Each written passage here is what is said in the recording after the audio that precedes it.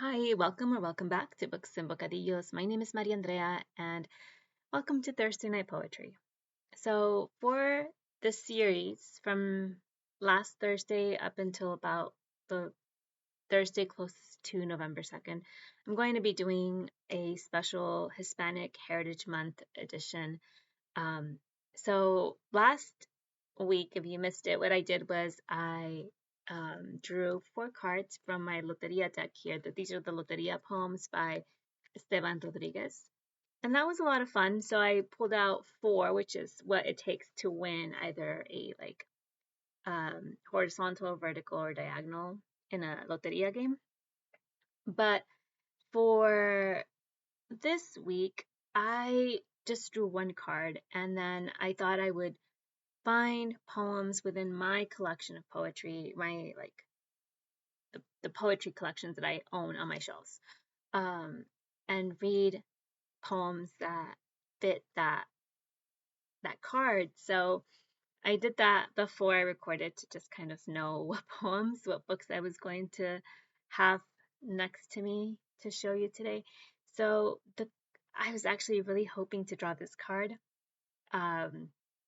I'll show you the card and I'll tell you why. El Nopal, the cactus. I was really hoping to draw this card because I had nopal for dinner, and last week I used this app. I don't get paid to talk about this, but I use this app called Too Good to Go, and it's a way to I don't know, prevent food waste. So restaurants and grocery stores and convenience stores all like put in stuff that they can no longer sell it. They'd have to throw out, but make it available at a low cost. And I heard about this, and the whole thing is to try to prevent food waste and getting food where it's needed.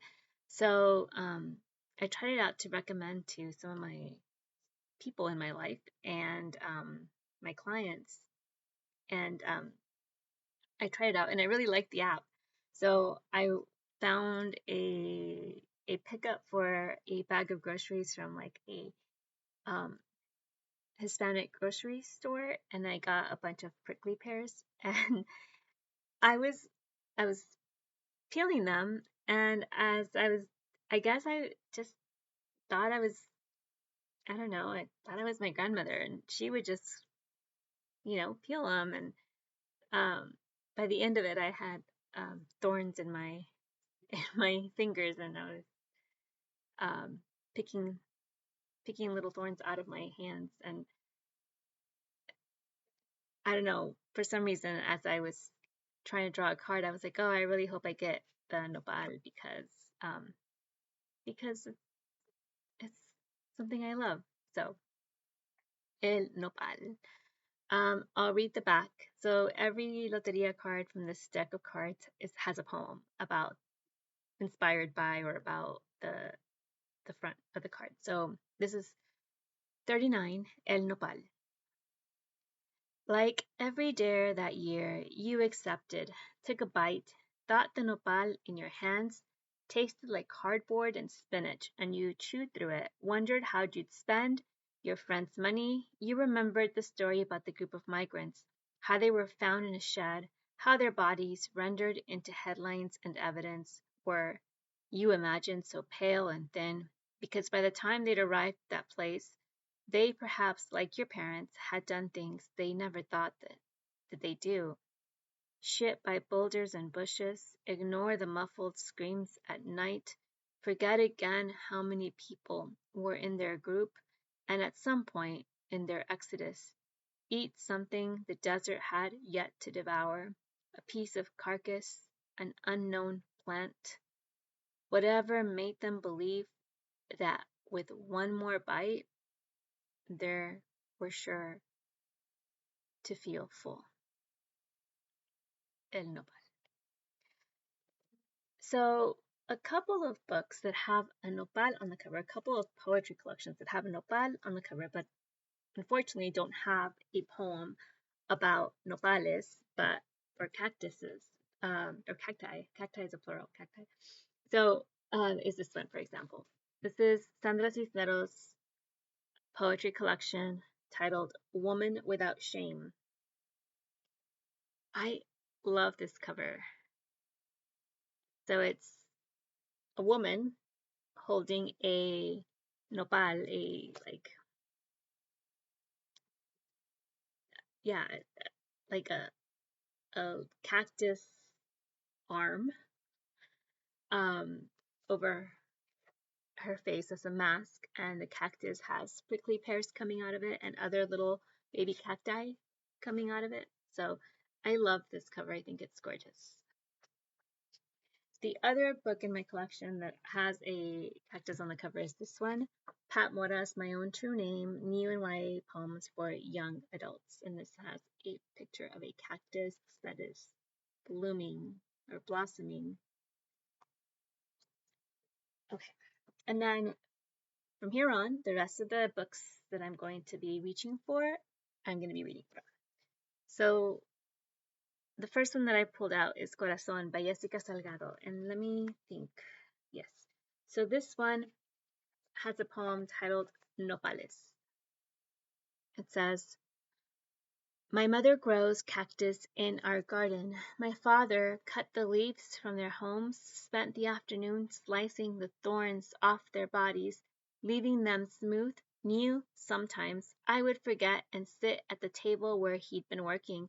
A thorn would end up on my finger or my foot. Mommy said that if left untouched, a thorn will eventually make its way into your heart and kill you. I believed her. I'd spend hours in the bathroom with a tweezer, searching for the needle. I could feel it. It was there, inching its way up my arm or leg. This is you, isn't it? Years later, and I am not dead, I am hunched with a pen, searching for you, hoping to write you out before you claim the last parts of me. That was Nopales by Yesika Salgado, and that was totally me last week with the tweezers trying to take out the little thorns from my fingers. The next is this collection by Viola Canales. It's titled The Little Devil and the Rose, Loteria Poems. So this collection has a Loteria poem for each of the Loteria cards, but they're translated so that there's the English and the Spanish. I'll read both. So this is 39, The Cactus. The children say they'll go visit the cactus only when its tunas turn juicy and ripe red. I say it's loveliest when its flowers and paper-thin pinks and yellows bloom in early spring. My mother and her comadres say it's best and most astonishing yet when thickened and grayish with age, it'll still manage to give us those tender new green nopalitos that we'll eat to sustain us through Lent.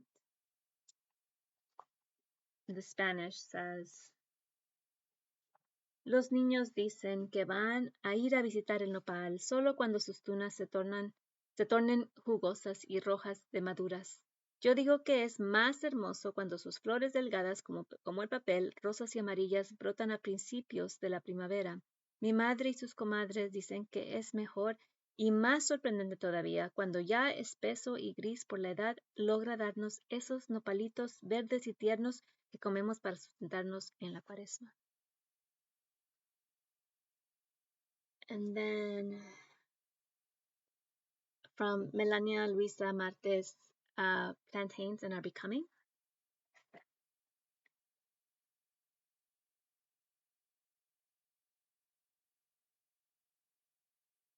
Okay, so this one is a bit of a stretch.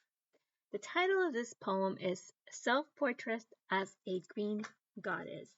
And I flagged it because it reminded me of this cover. So this is, to me, if I would title this picture, this image, I would say it's Self-Portrait of a Green Goddess. Because cacti are green. And so it's a bit of a stretch, but I thought about that image when I was reading through this book and found this poem, so I'm going to connect it.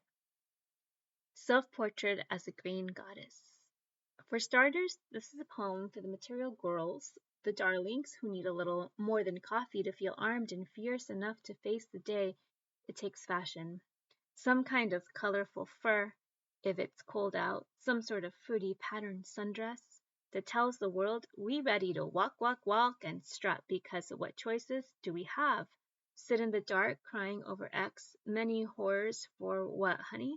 It costs to shrink and it costs to grow, so we might as well unlatch big, wide, and flourish.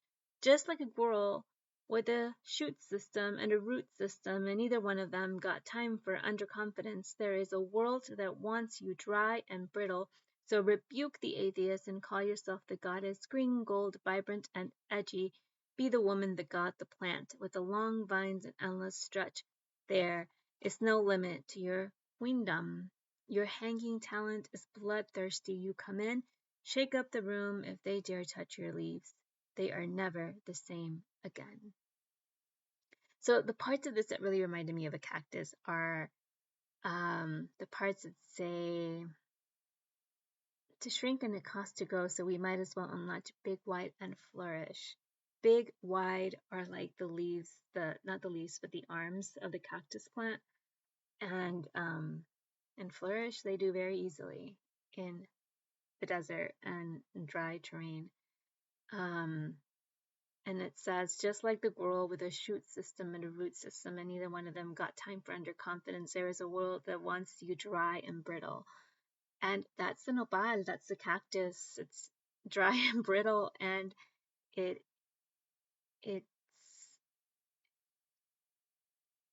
if I were to have a phrase for it as a personality trait, it's very confident. So there's no time for underconfidence. It's right up the alley of a cactus plant.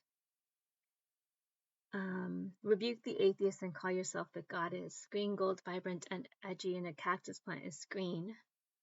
And it could be gold sometimes when some of the prickly pears are gold. You either get red ones or gold ones. And vibrant and edgy, definitely a vibrant green color, and edgy for sure with those thorns. And then the part that says, there is no limit to your queendom, your hanging talent is bloodthirsty. And I mean, those thorns, I don't know. I think those thorns are bloodthirsty. Next is this one. So this is from the collection Espiral by Cristina Cavazos, published by Buenos Aires Poetry. And I selected this poem because I thought it's also a bit of a stretch, but I read it and I thought of the Nopal. The title is Tocame Para Florecer. I think I remember my mom and my grandmother telling me that in order for a nopal, a cactus plant to thrive, you have to keep like cutting it not in the sense that you cut it down, but like when it gives you the nopalitos, you take them and it'll grow some more, and it almost feels like the more that you interact with it, the prettier it becomes. When you leave a nopal and you don't do anything to it, I think it kind of grows more slowly. But I've seen my grandmother, and she was always like cutting arms from the nopal plant, and it just seemed to grow and to blossom and bloom much more quickly and better than any of my nopal plants. I tend to try to wait till there's quite a few arms, but then I guess I just don't interact with it enough. But I thought how ironic that to see it bloom, you have to actually like interact with it and touch it. And sometimes we don't want to touch it because it's so prickly. But like that's the point, that it needs to be touched. So okay, so this is Tocame Para Florecer, which means touch me so that I bloom, or so that I blossom. Touch me so that I blossom. This is in Spanish, so I'll do my best to read slowly. Eres mis carencias y mi amor y la profunda admiración que tengo hacia la muerte. Cada domingo Siembras plantas en el jardín mientras yo solo te observo fijamente. Me has dicho desde niña que no las toque, que si lo hago mueren, que hay manos que dan vida y otras que deben mantenerse al margen. Mis manos hoy, siempre en los bolsillos, sin anillos de ningún compromiso, pocas veces tocando una pluma, tan frágiles y secas, tú también eres mis manos, mamá, llenas de muerte, incapaces para sostener, manos que ocultan, que limpian los secretos familiares cuando se derraman, mis jardines siempre muertos, llenos de asfalto y piedras con grietas, por si algún día se cuela una flor.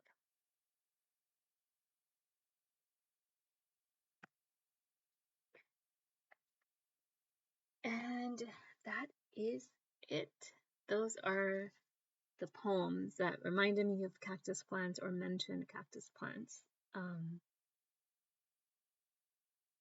I will come back next week and see what other either card, I'll do another card draw, or maybe feature a specific collection. I don't know. I guess I'll see where my mood takes me next Thursday for another installment of Thursday Night Poetry. Thank you so much for watching. If you've gotten this far, you can leave me a cactus emoji if you want to, or just say hi. But I appreciate you being here. Thanks again. Thanks so much for watching. Hasta la próxima.